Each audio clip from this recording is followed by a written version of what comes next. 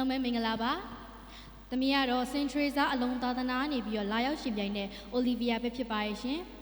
ယခုသမီးတီဆိုရှင်ပြိုင်မဲ့တခြင်းလေးကတော့မငယ်ငယ် Sophia ရဲ့ချစ်ချင်းအဖြစ်ဆိုတဲ့တခြင်းလေးပဲဖြစ်ပါတယ်အားလုံးပဲနားဆင်ပေးကြပါအောင်ရှင်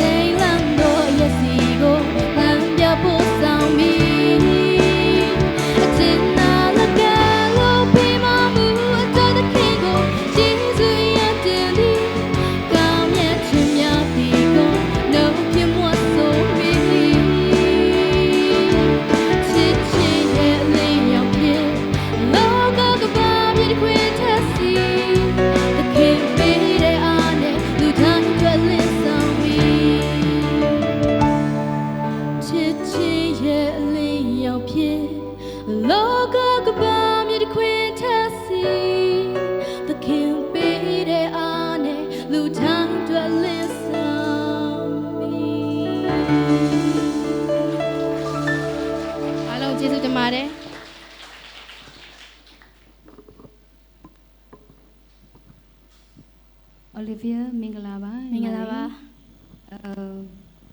ဒီတခြင်းလေးကတော့မတနာနာထောင်ကတော့ရိုးရိုးရှင်းရှင်းလေးဒါပေမဲ့ရိုးရှင်းရှင်းလေးကိုလည်းညီမ လှလှပပလေးစူသွားနိုင်နေပေါ့နော်ဒါကောင်းတဲ့အချက်ကလေးအရင် audition နေတော့ကညီမပြိုင်တာအောင်မှတတိထားမိရလေအဲ့ဒီပြိုင်တော့ရွေးချယ်တဲ့သချင်းတွေကညီမနဲ့ပို့ပြီးတော့လိုက်တယ်လို့ခံစားရတယ်ဒီထက်ပို့ပြီးတော့တိတ်မရိုးရှင်းတဲ့သချင်းကိုရွေးရင်ပို့အဆင်ပြေမယ်လို့ဒါမှအကြံပြုတာဒါပေမဲ့တပုံလုံးမှာညီမဘာမှအမှားမရှိဘူးချစ်စရာကောင်းအောင်လဲဆိုသွားတယ်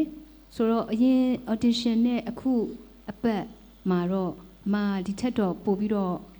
ညီမကိုပို့မျှော်လင့်ထားတာပေါ့နော်ဒီထက်ပို့ပြီးတော့ခက်ခဲနိုင်တဲ့စိုးနိုင်တဲ့ဆိုတာသိထားလို့လေဒါပေမဲ့ညီမမှာအမှားမပါပါဘူးအဲ့တော့good luck ပါညီမနော်